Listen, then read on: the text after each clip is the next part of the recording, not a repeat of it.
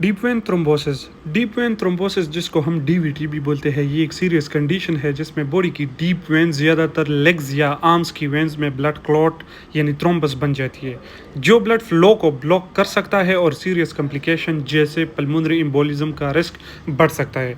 इसकी causes and risk factor क्या है?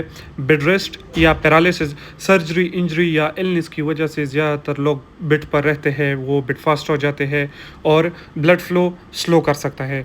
लॉन्ग ट्रैवल, फ्लाइट और कार राइड्स 4 to 6 घंटे से ज़्यादा कंटिन्यूस बैठने से ब्लड स्टेगनेशन हो सकता है, जो क्लॉट फॉर्मेशन का रिस्क बढ़ सकता है। फ्रैक्चर या ट्रॉमा, बोन या टिश्यू इंजरी से वेन डैमेज हो सकती है, जो क्लॉट बनने की रिस्क बढ़ाता है।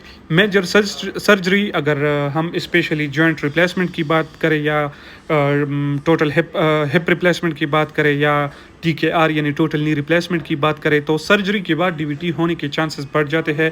इस वजह से हम स्टॉकिंग्स जो होते हैं वो यूज़ करते हैं। मेजर सर्जरी के अलावा जेनेटिक ब्लड डिसऑर्डर्स हो गई, कैंसर एंड कीमोथेरेपी हो गई, प्रेगनेंसी एंड पोस्टमार्टम हो गया, hormonal therapy and birth control pills हो गए such as estrogen containing contraceptive pills या हार्मोन रिप्लेसमेंट थेरेपी, इसकी वजह से ब्लड क्लॉट हो सकता है। जितनी भी कंडीशन है इसमें ब्लड क्लॉट होने के चांसेस ज़्यादा होते हैं, इस वजह से ये हम एज ए रिस्क फैक्टर या काजेज जो है डीवीटी के ले सकते हैं।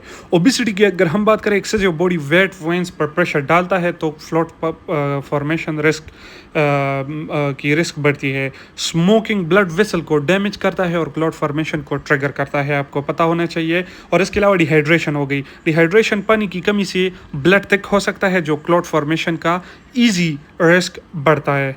सिम्टम्स इसके कैसे होंगे? तो फर्स्ट ऑफ ऑल स्वेलिंग यानी सूजन, एक तरफ की लेग या आर्म में सूजन, मोस्टली एक ही या फिर दोनों हाथ में स्वेलिंग होती है, सडन और इंक्रीज, अचानक से सूजन बढ़ती है, जो डीवीटी का जो डीवीटी हम सस्पेक्ट कर सकते हैं उस टाइम। इसके अलावा अगर हम बात करें तो पेन और टेंडरनेस यानी काफ टाइट या आर्म में दर्द, पेन धीरे धीरे बढ़ सकता है और प्रेशर का मूवमेंट जो है फिर ज़्यादा महसूस होता है। टच करने पर टेंडरनेस, जब इफेक्ट एरिया को दबाई जाती है तो ज़्यादातर दर्द या डिस्कम्फर्ट हो सकता है। स्किन डिस्कलरेशन यानी रेड और ब्लू कलर का हो जाना, स्किन वार्म फील होता है। उसके अलावा प्रोमिनेंट वेन, सरफेस पर जो है आपको वेंस प्रोमिनेंट लगते हैं जैसे बाहर की तरफ आ रहे हो।